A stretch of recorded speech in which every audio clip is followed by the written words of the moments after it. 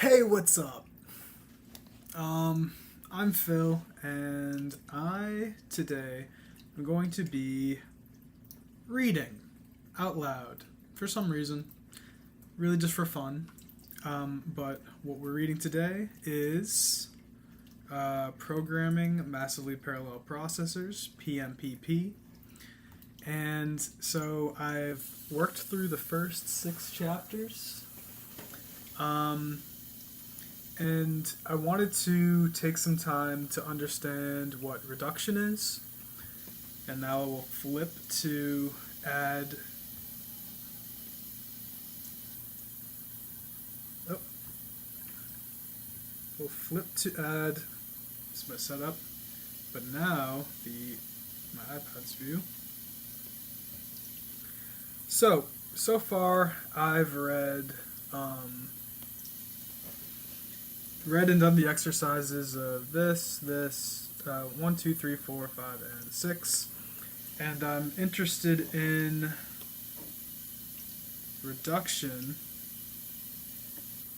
because someone mentioned, I was asking questions about floating point operations, and someone said, I was basically trying to understand something.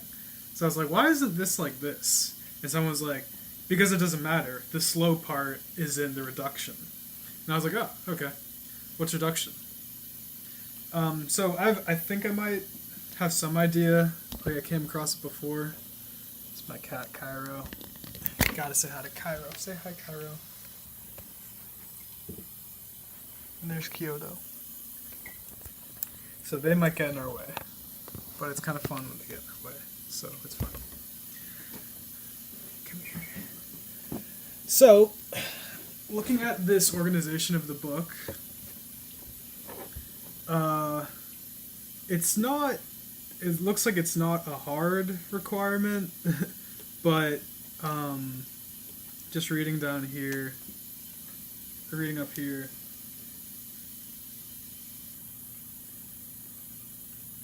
that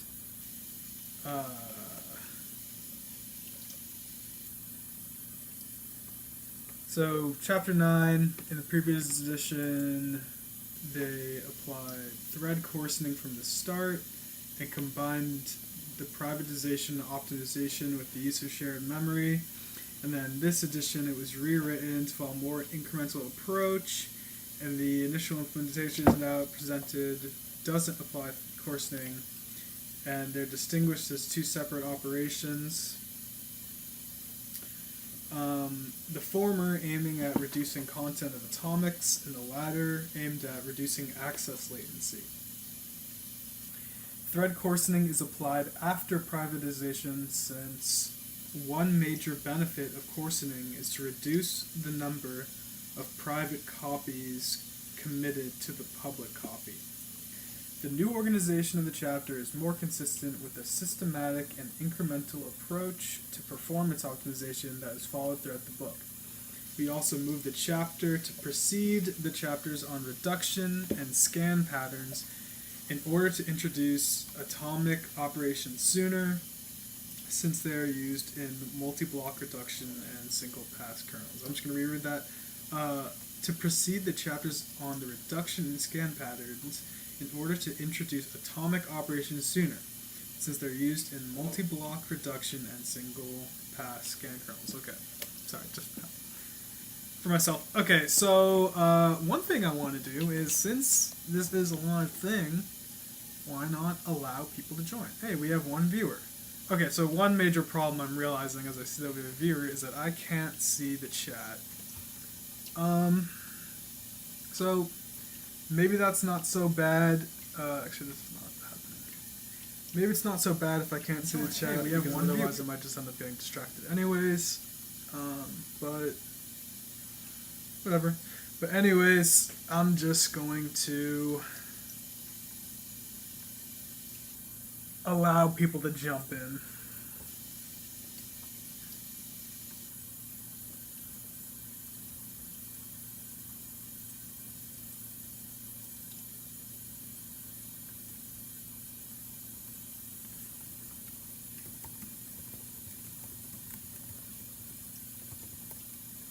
Well, what's the point if I can't see the chat?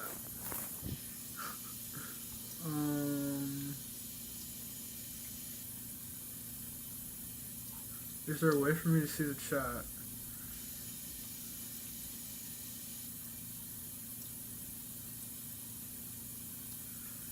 I'd have to add a new monitor. My wife's laptop. And it's dead. I have another laptop.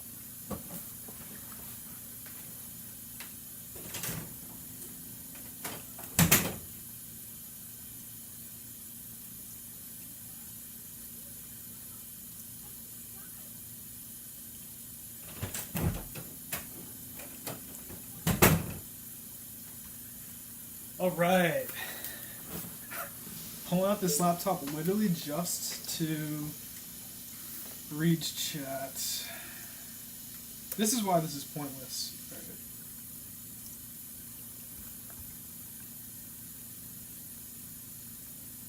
Too much overhead when I just want to read.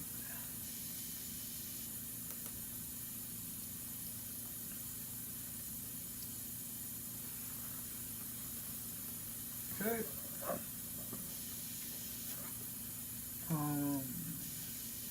YouTube.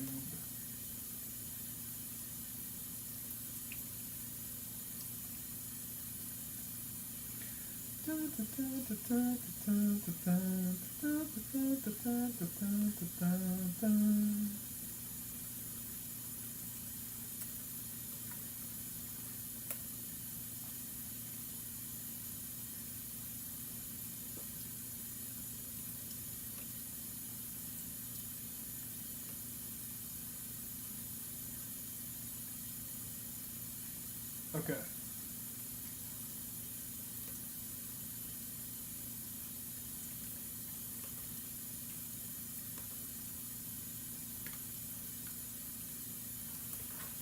Okay. Now I can see the chat, and I can also see what you see.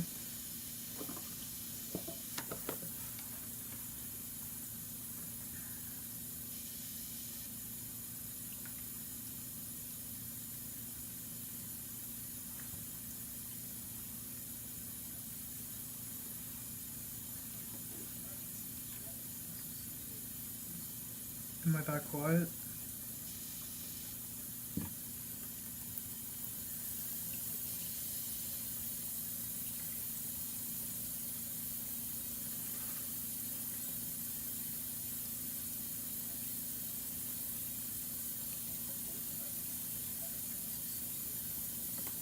Am I that quiet? Nope, I'm a fine volume. Oh, yes. Stay right there. It's so cute. Alright, so here's the current setup. That's a freaking setup. This is also just like an exercise in streaming. But anyways, alright, we got it all pulled up now. So let's get started. I have not that much time, but so this makes even less sense that I'm doing this, but let me share this link.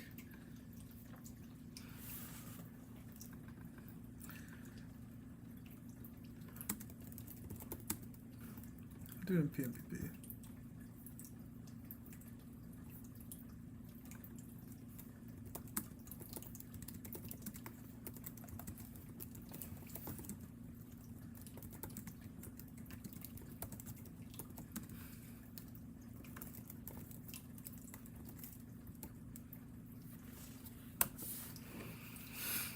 Hey, that's me! Alright. Now, back to it.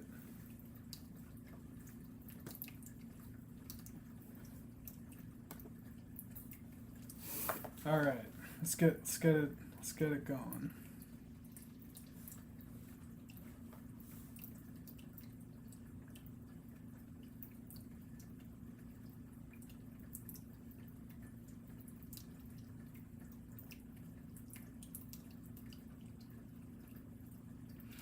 Okay, so also be showing how I like my reading process too.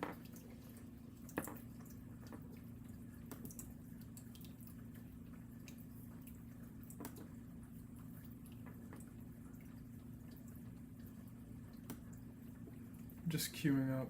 I'm just like showing your view. Okay.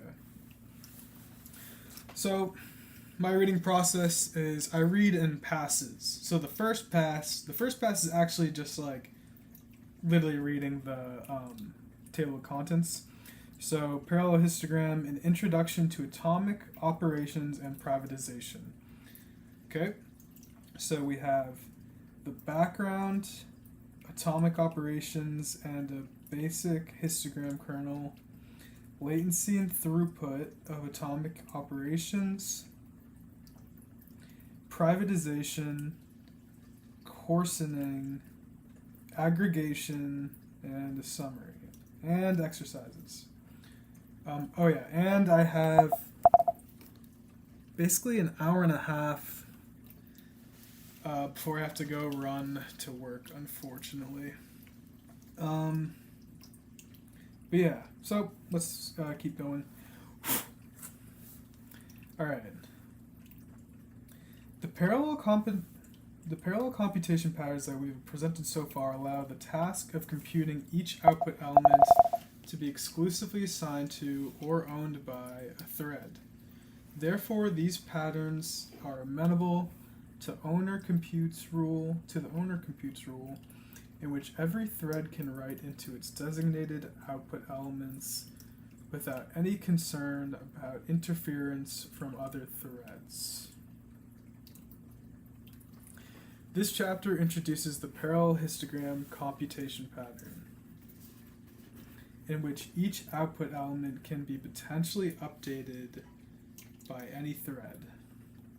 Therefore, one must take care to coordinate among threads as they update output elements and avoid any interference that could corrupt the final result. In practice, there are many other important parallel computation patterns in which output interference cannot be easily avoided. Therefore, parallel histogram algorithms provide an example of output interference that occurs in these patterns. We'll first examine a baseline approach that uses atomic operations to serialize the updates to each element. This baseline approach is simple but inefficient, often resulting in disappointing execution speed. We will then present some widely used optimization techniques, most notably privatization, to significantly enhance execution speed while preserving correctness. The cost and benefit of these techniques depend on the underlying hardware as well as the characteristics of the input data. It is therefore important for a developer to understand the key ideas of these techniques and be able to reason about their applicability in different circumstances. Okay. And just what I like to do is like a that, so that I know that I made that pass over that. Okay. Background. A histogram is a display of the number, count, or percentage of occurrences of data values in a dataset. In the most common form of a histogram, the value intervals are plotted along the horizontal axis, and the count of data values in each interval is represented as the height, a rectangle or bar rising from the horizontal axis. For example, a histogram can be used to show the frequency of letters in the alphabet in the phrase PMPP. For simplicity, we assume that the input phrase is all lowercase. By inspection, we see that there are 4 instances of the letter A, 0 of the letter B, 1 of C, etc. We define each value interval as a continuous range of 4 letters of the alphabet. So the first value is A through D, the second is E through H, and so on. Figure 9 is that histogram according to our definition of the value intervals. Okay, so we're looking at this. Makes sense. Now we're reading this. Histograms provide useful summaries of data sets. Facts. In our example, we can see that the phrase being represented consists of letters that are heavily concentrated in the middle intervals of the alphabet and is noticeably sparse in the latter intervals. This is a typo. Latter has 2 T's.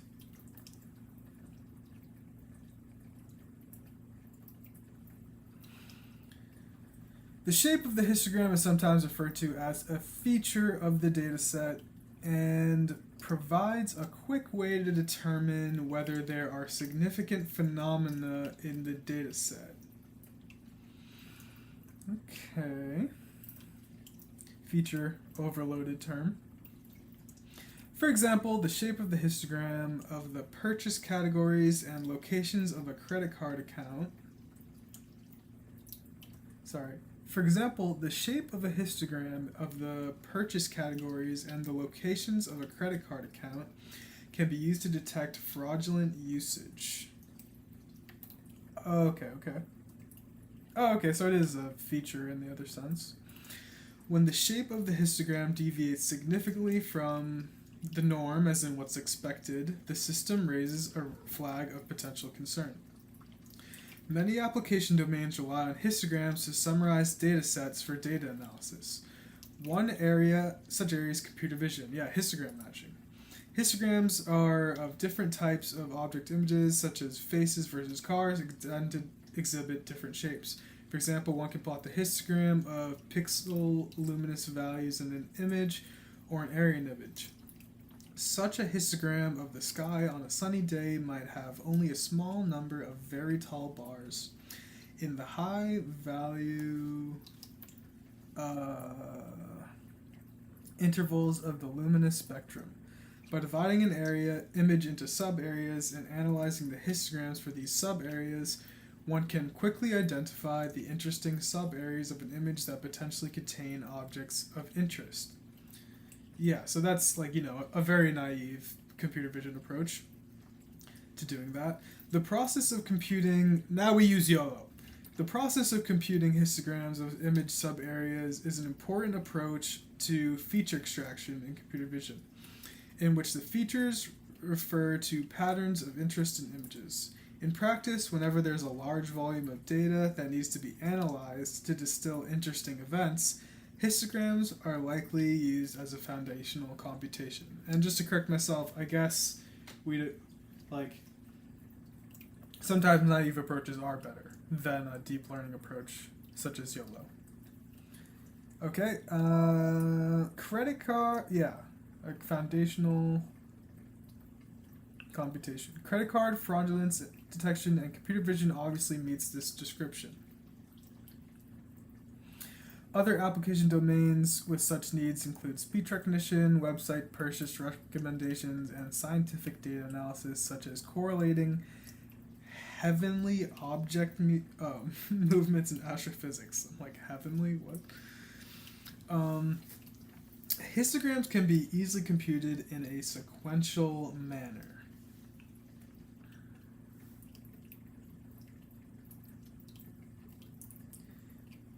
Figure 9.2 shows a sequential function that calculates the histogram defined in figure 9.1. For simplicity, the histogram function is required to recognize only lowercase letters. The C code assumes that the input dataset comes in a char array data, and the histogram will be generated into the int array histo.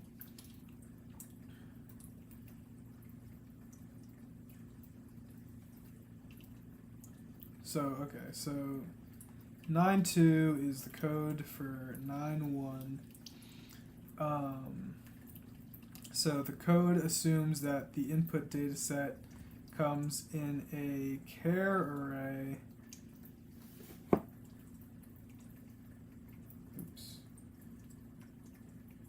A char array data, and the histogram will be generated into the int array histo. This is like the destination array. My mom has started singing in the garden. Yep, this is like the output array. The number of input data items is specified in length. that. And the for loop lines sequentially traverse the array, identifying the alphabet index of the character in the visited position, data sub I. It saves the alphabet index into the alphabet position variable and increments the histo, like alphabet position divided by 4 element associated with that interval. The calculation of the alphabet index relies on the fact that the input string is based on ASCII code representation and that A through Z are encoded into consecutive values according to their order in the alphabet. Okay. Makes sense. Although one might not know the exact encoded value of each character, one can assume that the encoded value of a letter is the encoded value of A plus the alphabet position difference between that letter and A. Yeah. In the input, each character is stored in its encoded value. Excuse me. Thus, the expression data sub I minus A derives the alphabet position of the letter with the alphabet position of A being 0.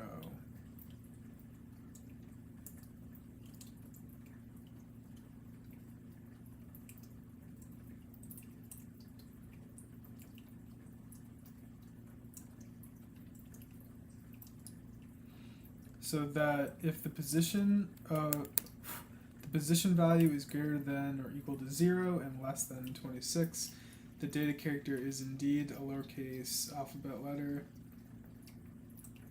Line 4, right.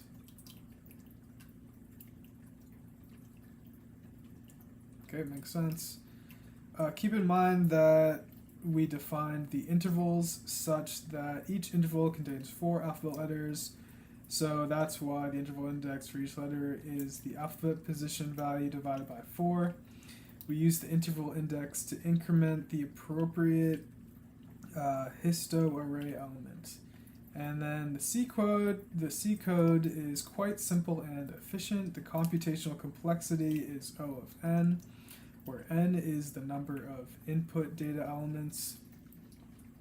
The data array elements are accessed sequentially in the for loop. So the CPU cache lines are well used whenever they are fetched from the system DRAM.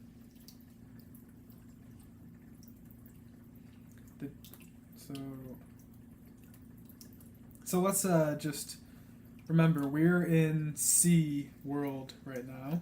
This code is C. And it's O of n because it has to sequentially go through the data array.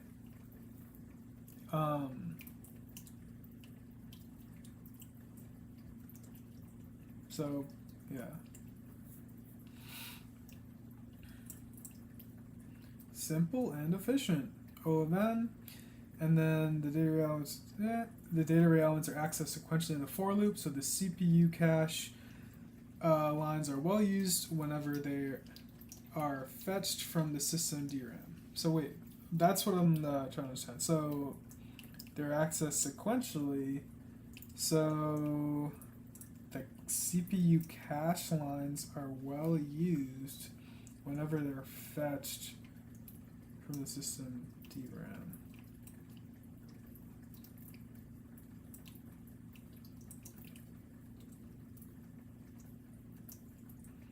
So I'm assuming what that means is it's talking about bursts. I'm not positive though, but maybe there's something similar to bursts. And just for to be clear, I skipped chapter 7 and 8, and I just went to chapter 9, so maybe that was mentioned. But I don't think they mentioned that in other places, so that's interesting. So the histo array is so small that it fits well in level 1 L1 data cache of the CPU, which ensures fast updates to the histo elements. So the array is so small that it fits in L1 cache. Yeah, so for most modern CPUs, one can expect the execution speed of this code to be memory bound. That is, limited by the rate which the data elements can be brought from DRAM into the CPU cache.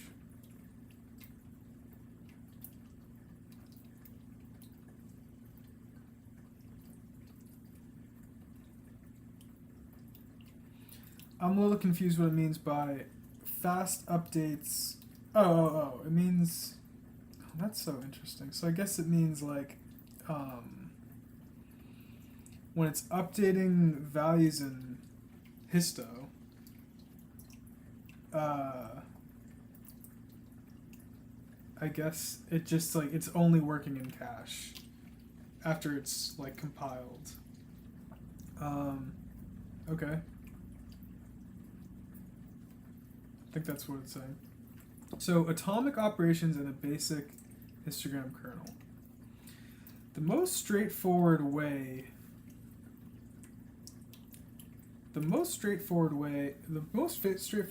to parallelizing histogram computation is to launch as many threads as there are data elements and have each thread process one input element.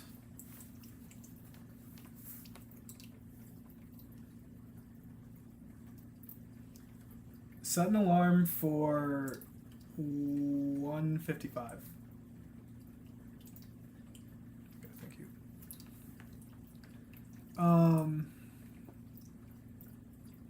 So each thread processes one input element. Each thread reads its assigned input element and increments the appropriate interval counter for the character. 9.3 illustrates an example of this parallelization strategy. Note that multiple threads need to update the same counter, M through P, which is a conflict that is referred to as output interference. Programmers must understand the concepts of race conditions and atomic operations in order to confidently handle such output interferences in their parallel code. An increment to an interval counter in the histo array is an update or read, modify, write operation on a memory location.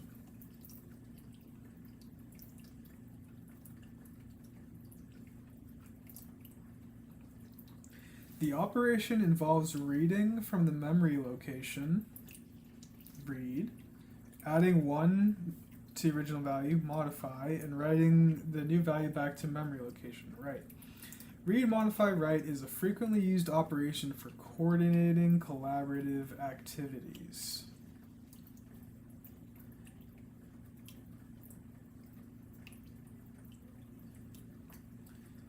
Okay, so they're going to mention 9.4.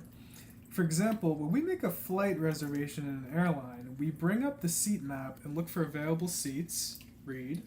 We pick a seat to reserve, modify, and that changes the seat status to unavailable in the seat map. Right.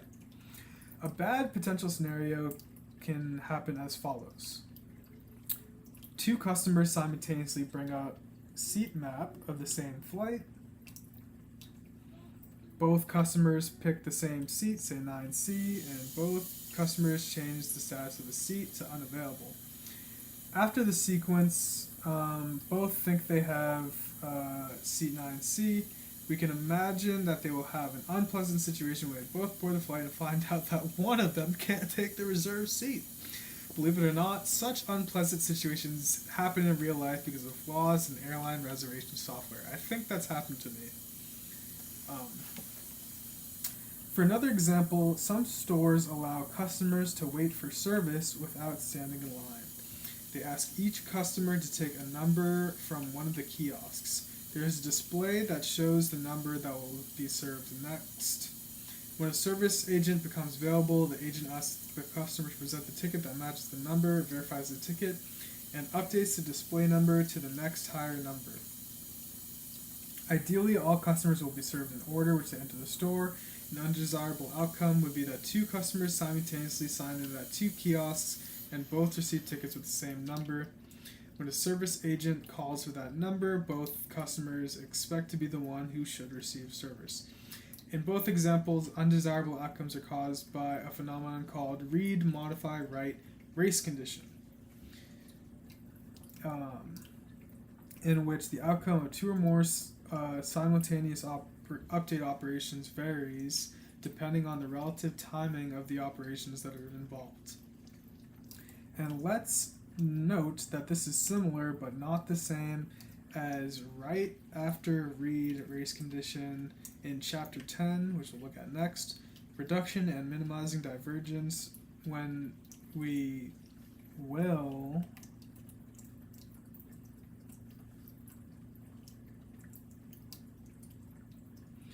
discuss the need for barrier synchronization. I guess they did do it in the past times. Okay. I'm just annoying.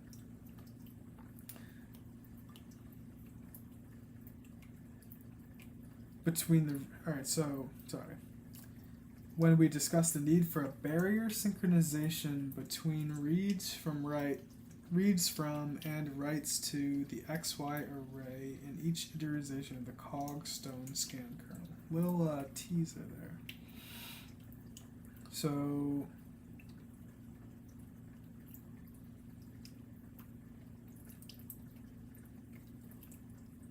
each row in 9.4 shows the activity during a time period with time progressing from top to bottom. So let's take a look at this. Let's read this. Race condition in updating a histo array element.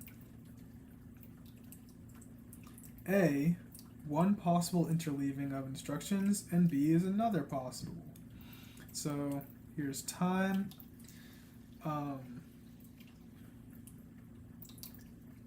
So say thread 1 loads histo x into old,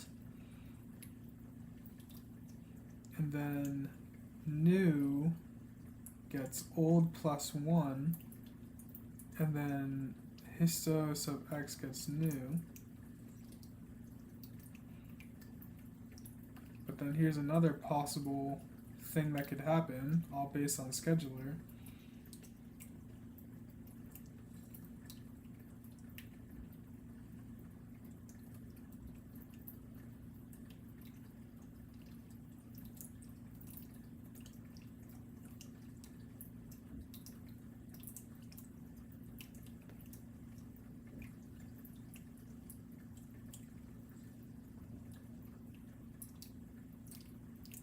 I'm just confused what like this 0 and 1 are.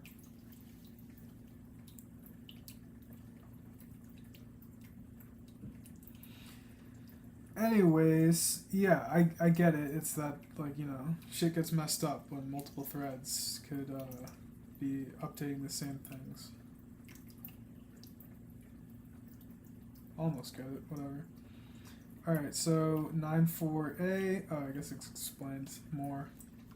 So it depicts a scenario in which thread 1 completes all three parts of its read, modify, write sequence during time periods 1 through 3 before thread 2 starts its sequence at time period 4.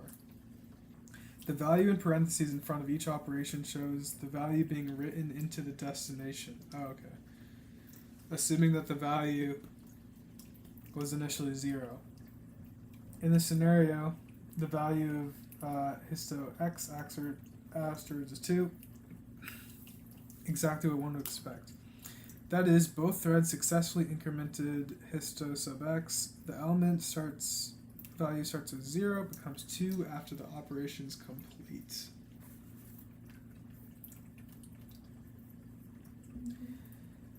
Okay.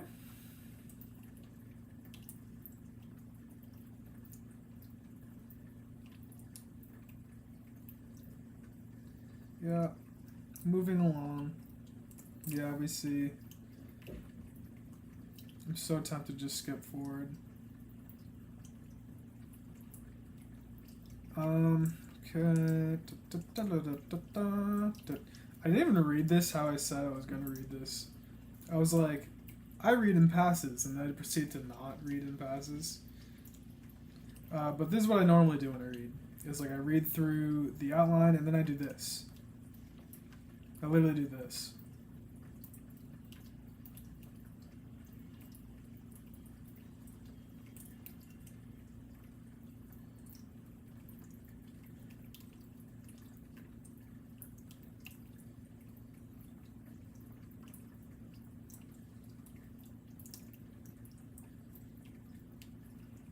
Like I literally skim like this. Now look at pictures.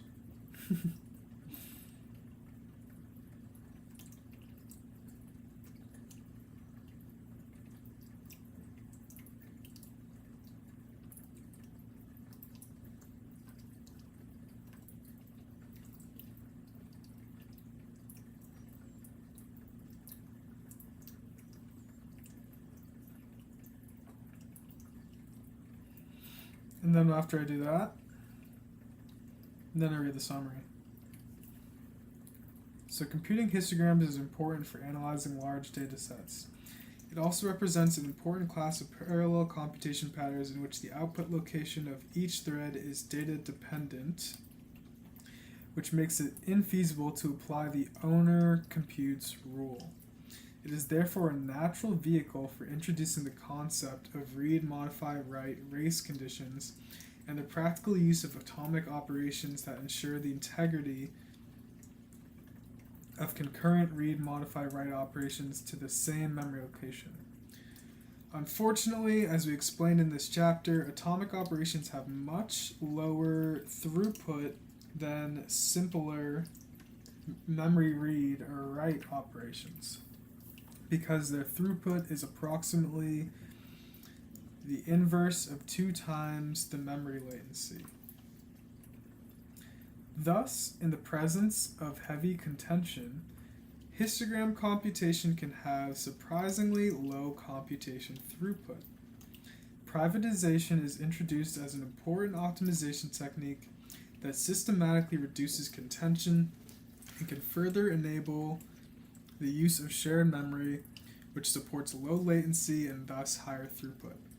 In fact, supporting fast atomic operations among threads in a block is an important use case of shared memory.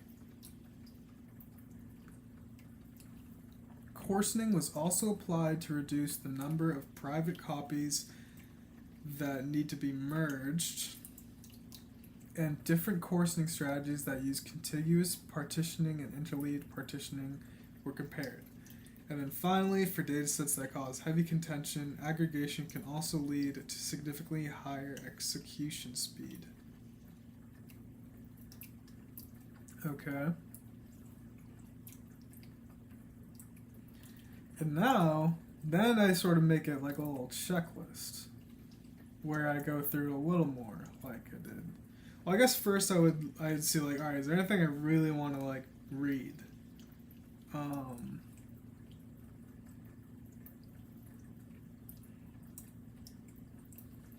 And it all looks pretty good. I think this book is like a nicely lean. So it's like we're not spending too much time reading fluff or anything.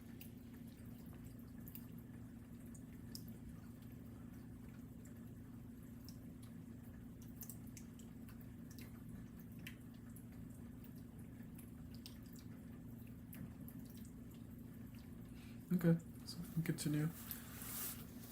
No one's joining. No one's saying anything. I'm just,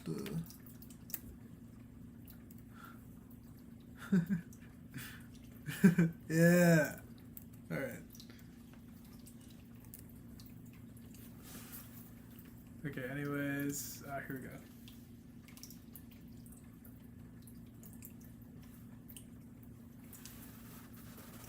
Oops. Oh yeah, that's right. Okay. where we were is that, we're basically noticing, there's race conditions, so there's problems. So in the first part of 9.4, is a scenario where thread 1 completes all 3 parts during time periods 1 through 3, and thread 2 starts its sequence at time period 4. And then the value in parentheses in front shows the value being written at the destination, assuming that the value of histo sub x is initially 0. In this scenario, the value of histo x afterwards is 2, exactly what one would expect. That is, both threads successfully incremented it, and the value starts with 0, becomes 2 after their operation is complete.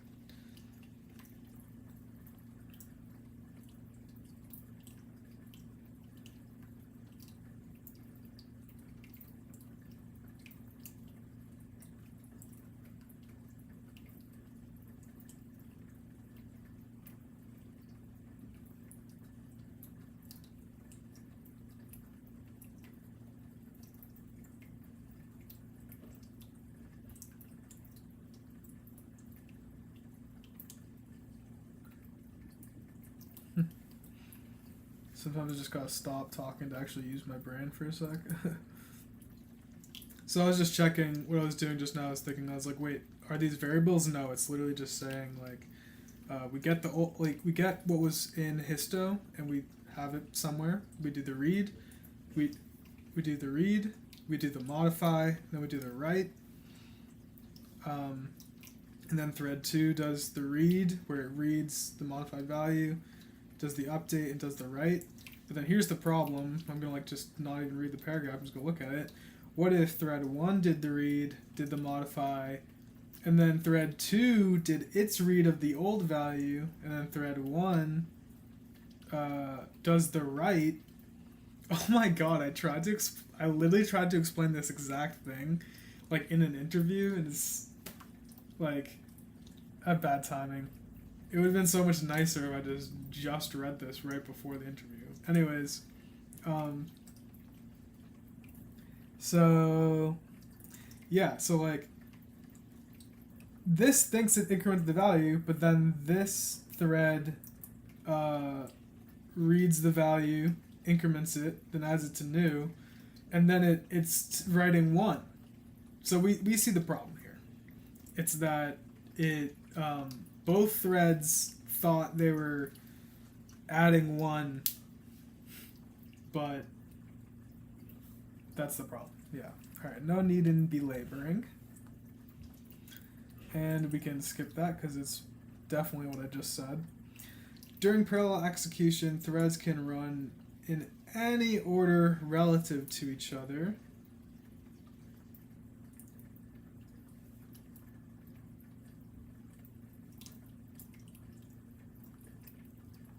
In our example, thread 2 can easily start its update sequence ahead of thread 1. And then 9.5 shows 2 scenarios. So just 2 more scenarios.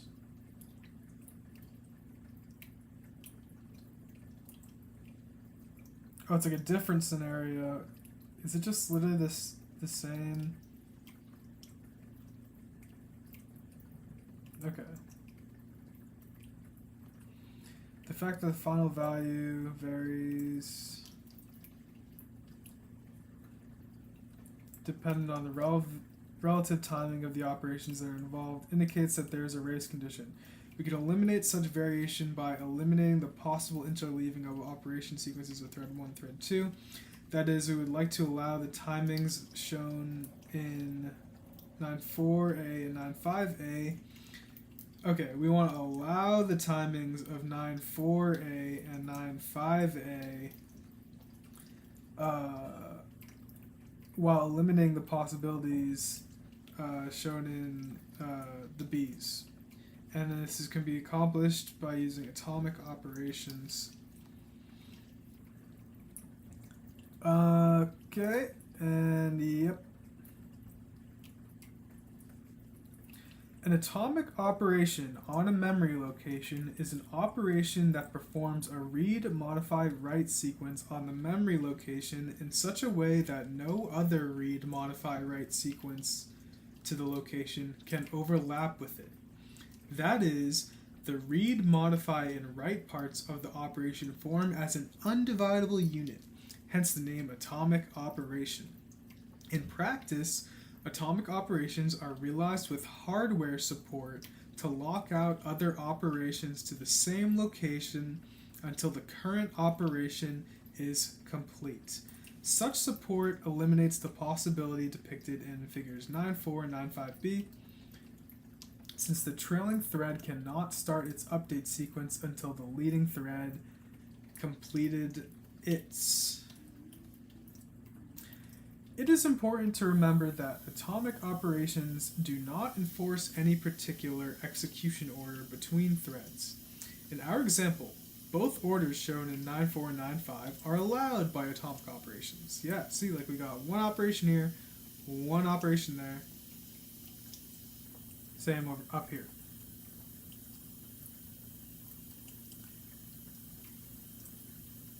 Thread 1 can run either ahead of or behind thread 2. The rule that is being enforced is that if both threads perform atomic operations on the same memory location, the atomic operation that is performed by the trailing thread cannot be started until the atomic operation of the leading thread completes. This effectively serializes the atomic operations that are being performed on memory location. Atomic operations are usually named according to the modification that is performed on the memory location. In our text histogram example, we are adding a value to the memory location, so the atomic operation is called an atomic add. Other types of atomic operations include subtraction, increment, decrement, minimum, maximum, logical and logical or. Alright, so based on the question I had yesterday, I was like,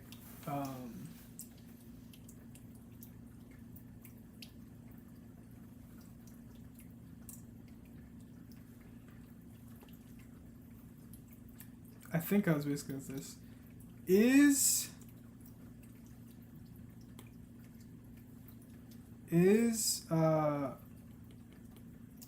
bit shift like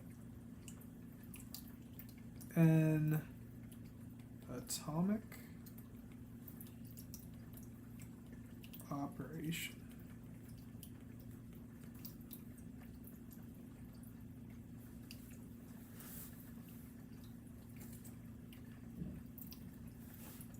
Okay.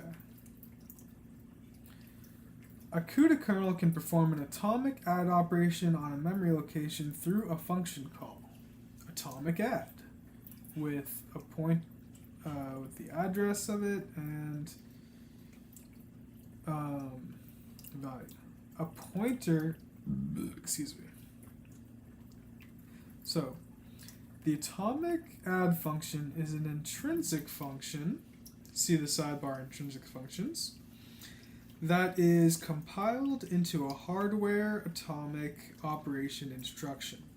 This instruction reads the 32-bit word pointed to by the address argument in global or shared memory. Go.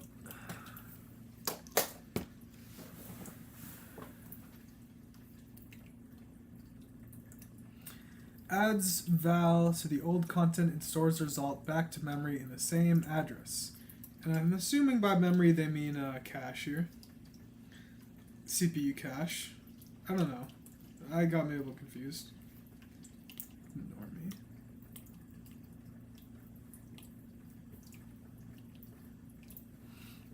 Okay. Intrinsic functions. Modern processors often offer special instructions that either perform critical functionality, such as the atomic operations, or substantial performance enhancement, such as vector instructions. or probably like SIMD type instructions. These instructions are typically exposed to the programmers as intrinsic functions or simply intrinsics. New definition for another word. Okay. From the programmer's perspective, these are library functions. However, they are treated in a special way by compilers. Each such call is translated into the corresponding special instruction. There's typically no function call in the final code, just the special instructions in line with the user code. Cool. All major modern compilers, such as the GNU Compiler Collection, GCC, Intel C Compiler, and the Clang LLVM C Compiler, support intrinsics.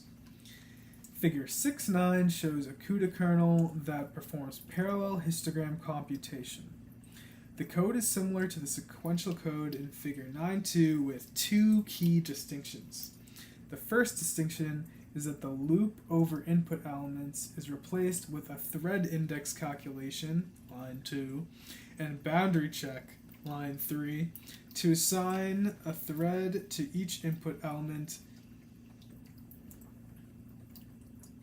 And the second distinction is that increment expression in line fig 2, plus plus.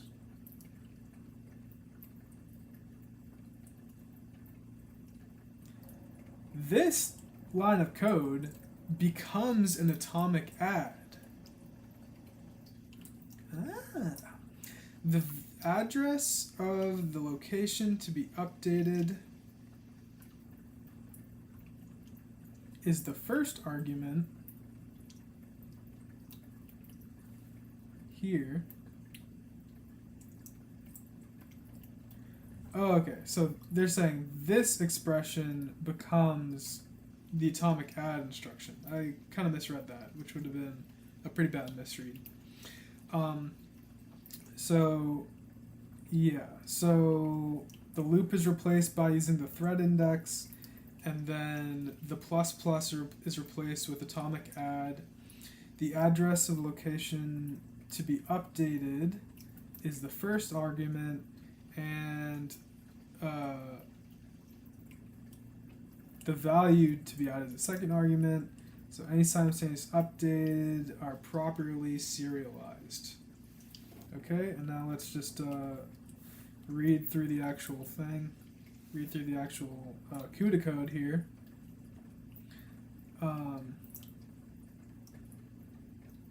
So we got the input data, the length of that array, and the output data, the output array, the histogram.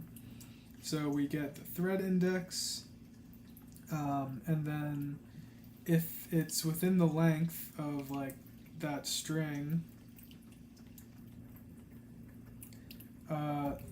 then the thread will be active. Maybe a little less scribbles. And then if so alpha position is data sub I minus a, so that a is 0, and then all the alphabet layers are through 26. So if it's in this range, then it's a lowercase letter, and then we can increment the value in the histogram position with the value 1. Alright, I'm with you. Hopefully you are too.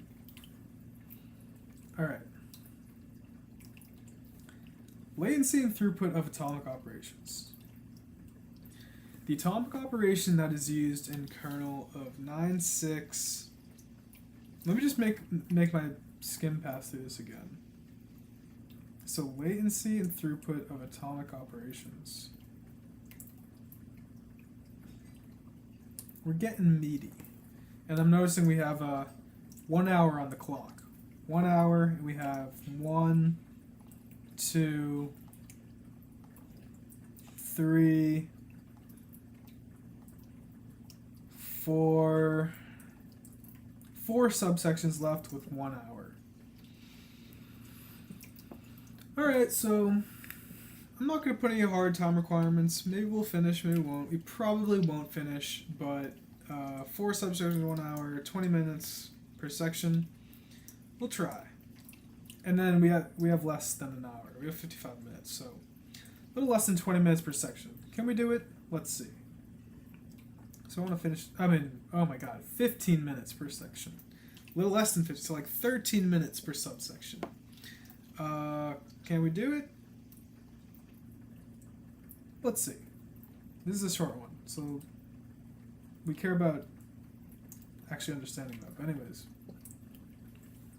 So the atomic operation that is used in the kernel of 9.6 ensures the correctness of updates by serializing any simultaneous updates to location. As we know, serializing any portion of a massively parallel program can drastically increase the execution time and reduce the execution speed of a program. Isn't that the same thing? Therefore, it is important that such serialized operations account for as little execution time as possible.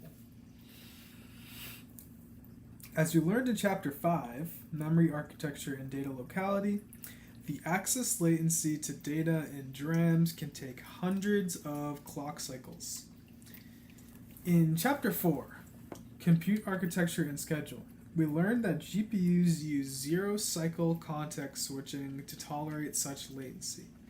In Chapter 6, Performance Considerations, we learned that as long as we have many threads whose memory access latencies can overlap with each other, the execution speed is limited by the throughput of the memory system.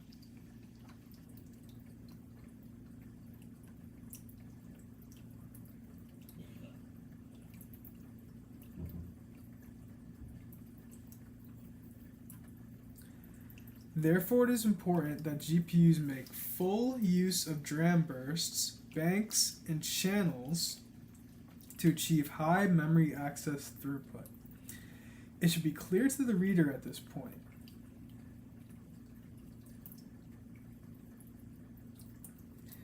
that the key to high memory access throughput is to have many DRAM accesses that are simultaneously in progress.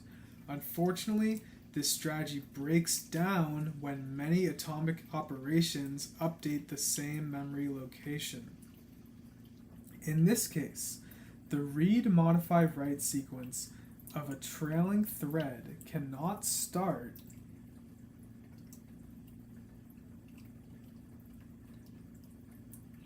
until the read-modify-write sequence of a leading thread is complete. And then, as shown in Figure 9.7, the execution of atomic operations at the same memory location is such that there can only be one in progress. The duration of each atomic operation is approximately the latency of a memory load, the left section of the operation time, plus the latency of a memory store, the right section.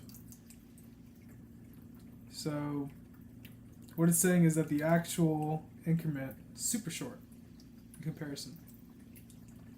The length of these time sections of each read-modify-write operation, usually hundreds of clock cycles, defines the minimum amount of time that must be dedicated to servicing each atomic operation and limits the throughput, or the rate at which atomic operations can be performed.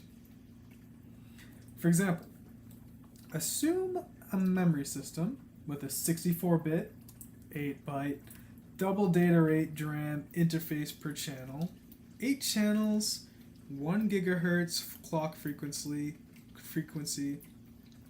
and typical access latency of 200 cycles. I gotta reread that boy.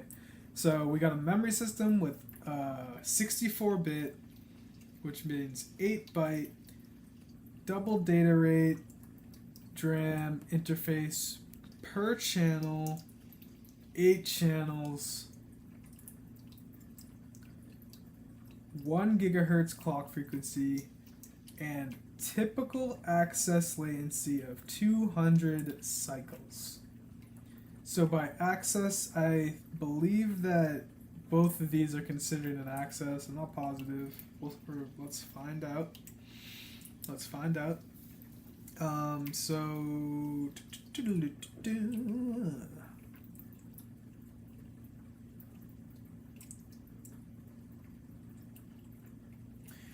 In performing atomic operations on a particular memory location, the highest throughput that one can achieve is one atomic operation every four. Yes, correct. One atomic operation every 400 cycles, 200 cycles for the read and 200 cycles for the write. This translates into a time-based throughput of 1 over 400 atomics per clock times 1 billion clocks per second, meaning 2.5 million atomics per second, which is dramatically lower than what most users expect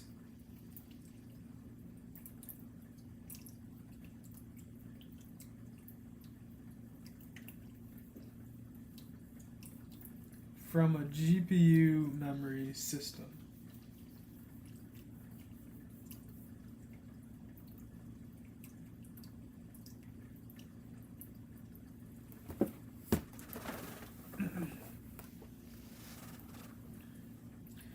Furthermore, the long latency of a sequence of atomic operations will likely dominate the kernel execution time and can dramatically lower the execution speed of the kernel. In practice, not all atomic operations will be performed on a single memory location. In our textbook, or in our text histogram example, the histogram has 7 intervals. If the input characters were uniformly distributed in the alphabet, the atomic operations would be evenly distributed among the histo elements. This would boost the throughput to 7 times 2.5 million equals 17.5 million atomic operations per second. Because there's 7 bins, and we could do 2.5. 2.5 million atomic operations per second. What I'm curious about is, I just want to refresh myself. Is like, all right, so like, why is it 2.5 million? Just because the exercises will probably ask me about this. So.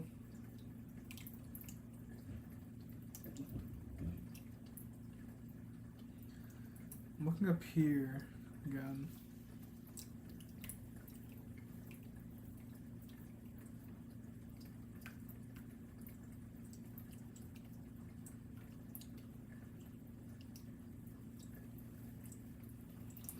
Okay. The peak access throughput of the memory system is 8, which is the bytes per transfer, times 2, and there are 2 transfers per clock per channel, and there's 1 billion clocks per second, and then there's 8 channels. Okay, I got it. That's the double data rate.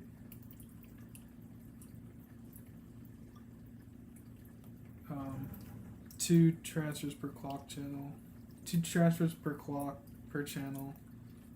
Okay. And then assuming that each data accessed is 4 bytes, I guess, assume they're floats. Integers. Yeah, the code is done with integers.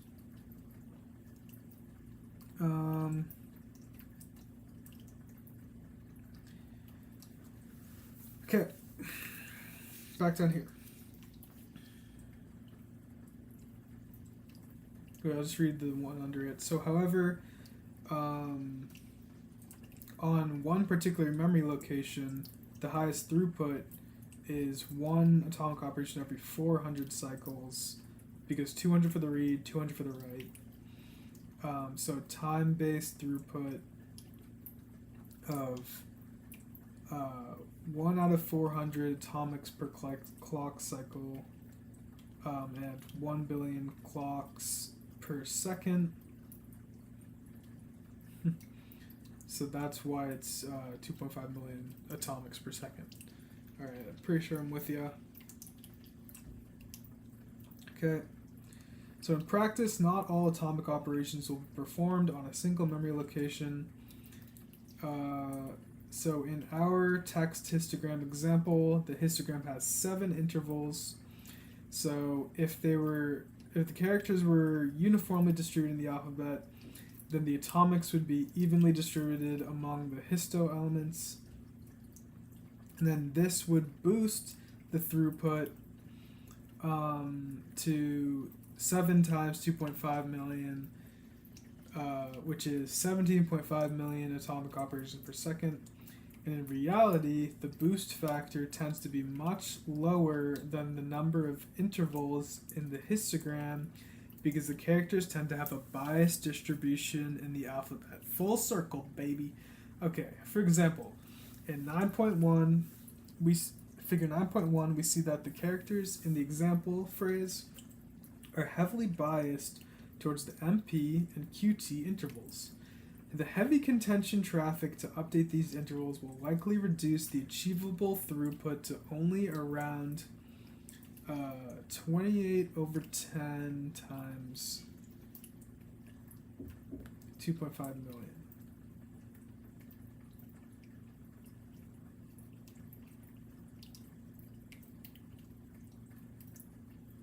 Where did 28 over 10 come from?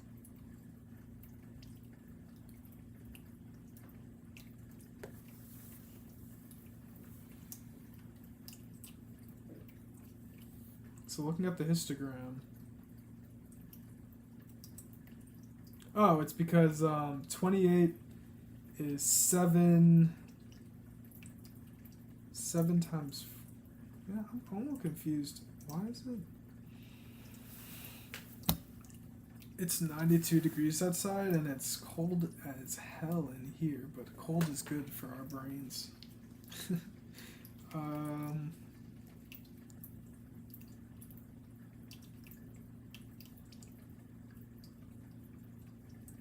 28 over 10.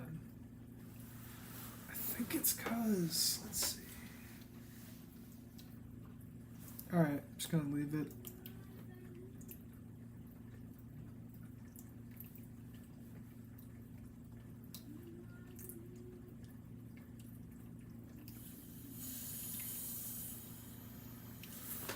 Okay, one approach to improving the throughput of atomic operations is to reduce the access latency to the heavily contended locations. And then cache memories are the primary tool for reducing memory access latency. And for this reason, modern GPUs allow atomic operations to be performed at the last level cache, which is... For this reason, modern GPUs allow atomic operations to be performed in the last level cache, which is shared among all streaming multiprocessors. Excuse me. During an atomic operation, if the updated variable is found in the last level cache, it is updated in the cache. If it cannot be found in the last level cache, it triggers a cache miss and is brought into the cache where it is updated.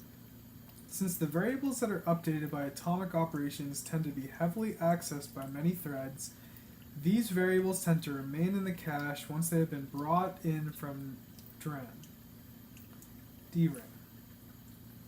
Because the access time to the last level cache is in tens of cycles rather than hundreds of cycles, the throughput of atomic operations is improved by at least an order of magnitude compared to early generations of GPU.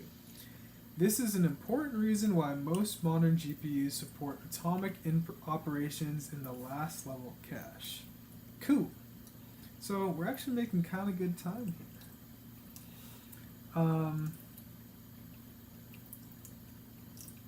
So I kind of just want to just get on the screen a picture of.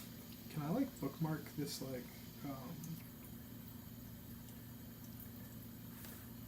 page?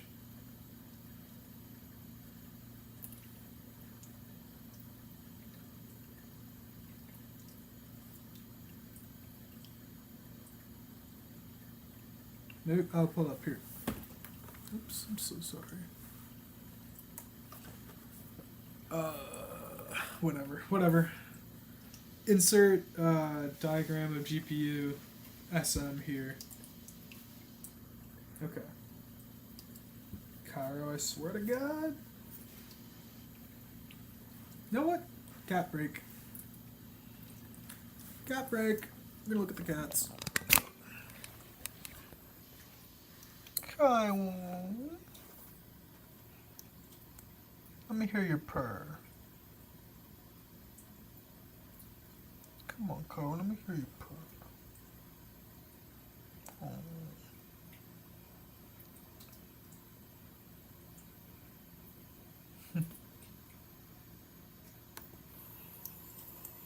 Let me hear your purr. Come on, Cairo, let me hear your purr. Oh.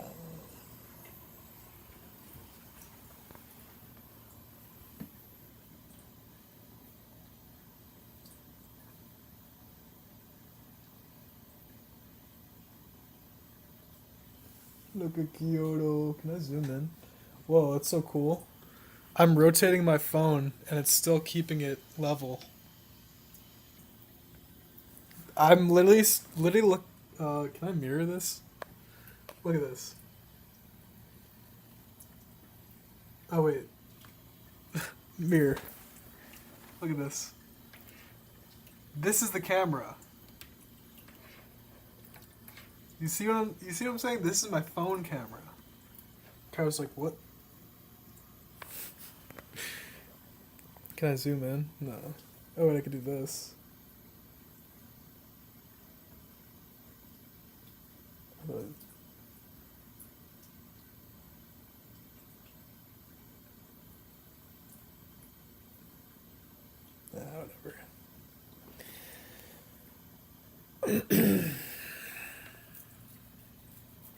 I love my boys.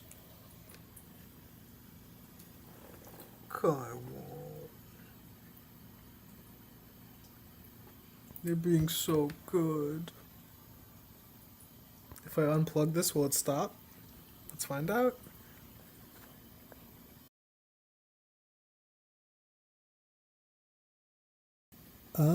Hey, we're still in business, baby.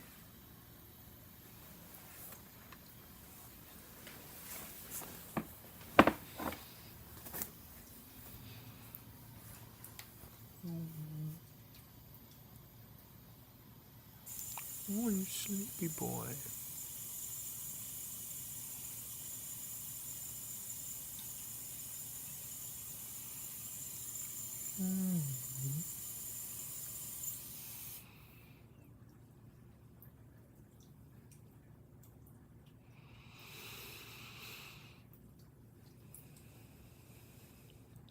So, decent session so far. I'm realizing that I haven't eaten today. And it's 1:25. And I have to leave in 35 minutes. And I'm not crazy, so I'm actually gonna get some food. So solid session, mostly for myself, but if nobody watched this, but if you enjoyed the fact that I did it, leave a like and subscribe to your boy. Alright, anything else? Any closing remarks? Any closing remarks, Kyoto? Anything you want to tell the people?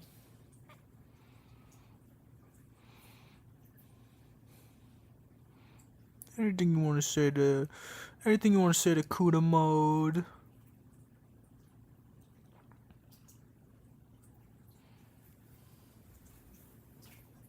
Oh, that cat stretch. That's a good stretch. Oh, yeah. Alright, what am I gonna eat? Come here. Come here. Come on.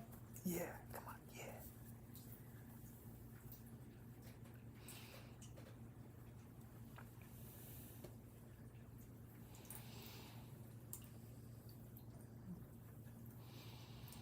I got the best boys.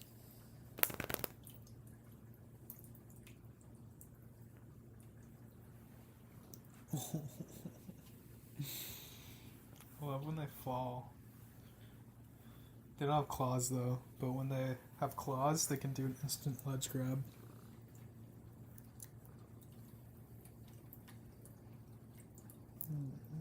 I love when Kyoto's cuddly because Kairo's the cuddly one.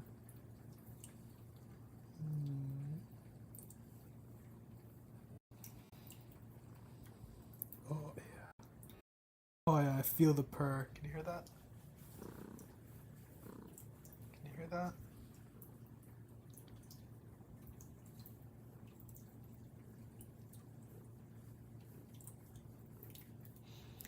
Guys, I have to go eat food. You guys already ate. I didn't even eat. I just had a coffee.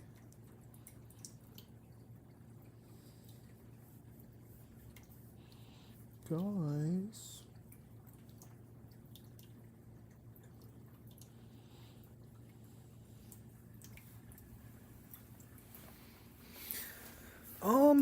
I wonder if I have. I don't know.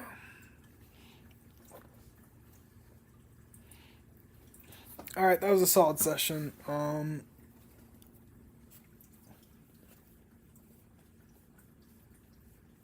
just the best boys.